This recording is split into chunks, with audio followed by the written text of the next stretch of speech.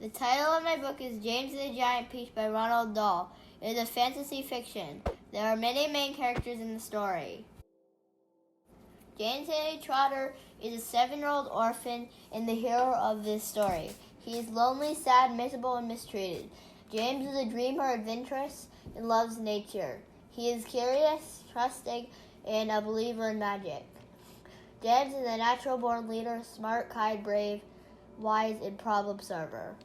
Clever, inventive, and imaginative. Aunt Spiker is the villain of the story and one of James' horrible, cruel, selfish, greedy, abusive, and lazy aunts. She is lean, tall, bony, and has a screechy voice with narrow lips. She wears steel-rimmed glasses. She spits whenever she speaks, yells, and has a bad temper. Aunt Spiker is unloving and calls James a disgusting little beast and miserable creature.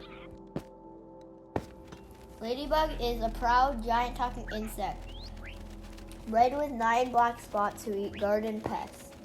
She is kind, gentle, friendly, polite, nurturing, protective, motherly, and takes care of James. She often comforts James and encourages him to speak up and help build his confidence. Ladybug is helpful during a crisis and the first to ask James for advice. There are many settings throughout the book that help tell the story. The first setting is the Trotters' seaside cottage in England, where James once lived a happy and peaceful life with his loving parents before he is orphaned. There are many kids to play with, sandy beaches to run on, and an ocean to swim in. Second setting is Aunt Sponge and Aunt Spiker, ramshackle house on a hill in the south of England, where James no longer has a happy childhood. The hill has a peach tree that never grows peaches. James' room is like a prison cell, and he is sometimes thrown in the cellar with rats when his aunts get angry. The third setting is inside the giant peach that grows on the dead peach tree. The peach is the size of a house and feels soft, warm, and fuzzy. The tunnel inside of the peach is soggy, sticky, sweet-smelling, with juice dripping from the ceiling. The peach stone has a small door cut into it that leads into a room filled with chairs and a sofa, where James meets the giant bugs for the first time. The peach provides James and the insects with food, transportation, and shelter on their adventure. The fourth setting is the cold, shark-infested waters of the Atlantic Ocean. This is where James and his friends face many dangers.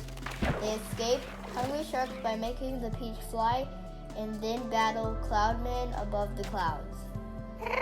The final setting is New York City, a busy city surrounded by towering skyscrapers, and the Empire State Building is the tallest building in Manhattan, where the peach makes an emergency landing.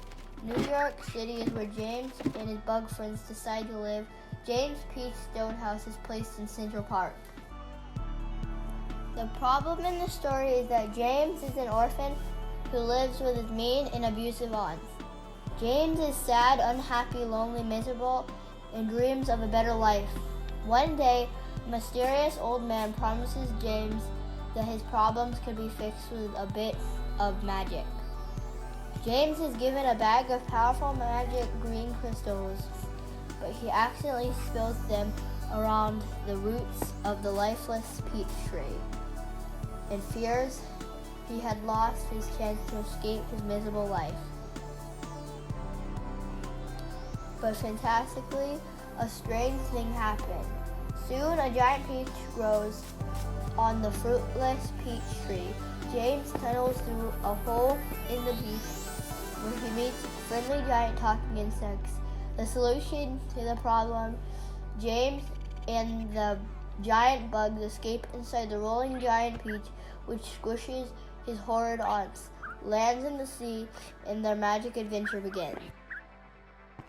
While traveling on board the peach, James and his bug friends face many obstacles and must work together to persevere. But it is James' cleverness that saves everyone. The Peach sails across dangerous shark-infested waters, escapes hungry sharks, soars above the clouds with a flock of birds attached to its stem, and is attacked by angry cloudmen. The Peach finally reaches its destination, New York City, and lands on the spire of Empire State Building. James and his Peach pals live happily in the city, and he is never sad or lonely again. When James Henry Trotter is 4, his loving parents are eaten by a hungry rhinoceros that escapes from the London Zoo. James is orphaned and goes to live with his 2 cruel and unloving aunts, Aunt Sponge and Aunt Spiker. They live in a rundown house on a hill with a fruitless peach tree. His horrible aunts beat, starve, and yell at him, and make him do lots of chores. Forbidden to leave the hill, James is lonely, miserable, and misses playing with other kids.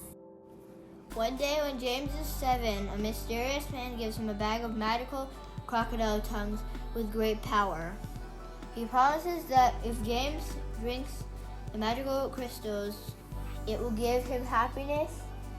James believes in the crystals' magic, but trips and drops them near a dead peach tree. Fearing his chance at happiness is lost, a peach appears and grows to be the size of a house. The greedy aunts charge admission for people to see the giant peach.